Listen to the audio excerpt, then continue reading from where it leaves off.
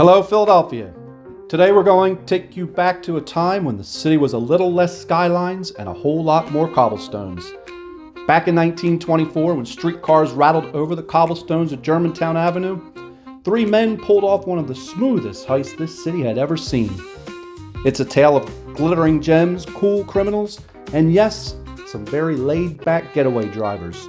So lace up your shoes, take a step back in time, and let's walk you through a heist that still sparkles in the annals of Philly crime history. The date was December 12, 1924. The place?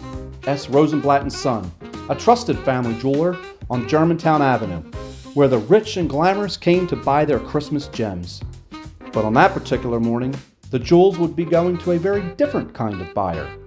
Three bandits who had learned to blend in as easily as the average salesman. These three men, dressed like they were straight out of a 1920s catalog, waltzed right into the store. Now, they didn't charge in with guns blazing. Oh no, this wasn't some chaotic robbery.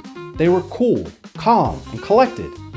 They tied up the junior member of the firm and three employees, tossed them into the back room, and proceeded to empty the safe and showcases of $73,000 in Christmas gems. Now folks, that's a lot of sparkle, especially in 1924 money. And here's the kicker. The bandits didn't rush out. No frantic running here. Instead, they sauntered across the street, bags of jewels in hand, hopped into their getaway car, and drove off like they had just finished a nice lunch. A waitress across the street even watched them, probably thinking they were just ordinary customers. And yet, in that very moment, these thieves were making history. But the robbery didn't go unnoticed. Word hit City Hall faster than a speakeasy rumor, and Director Butler wasted no time rallying the cops. Enter Captain Theo Wood, the man who led the charge. As soon as he got the news, he ordered all bandit chasing cars and motorcycles to hit the streets. This wasn't going to be your average robbery. No, this was a high-stakes game, and Captain Wood was determined to win. But here's the twist.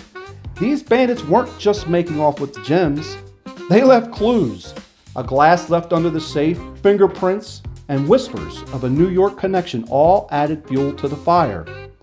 As the investigation heated up, the police were piecing together a story of clever criminals who knew how to stay calm under pressure.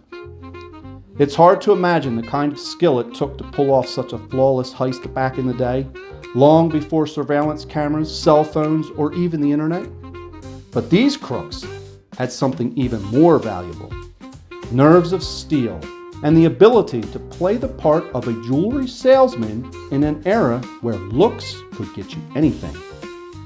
So how did this story end?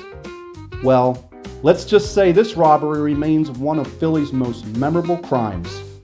While the police were hot on the trail of the thieves, they ultimately disappeared into the shadows of a rapidly changing city.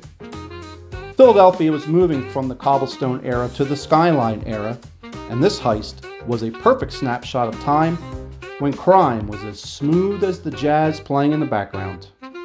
And just like that, the case became part of Philly lore, reminding us all that no matter how much time passes, the allure of a perfect heist never goes out of style.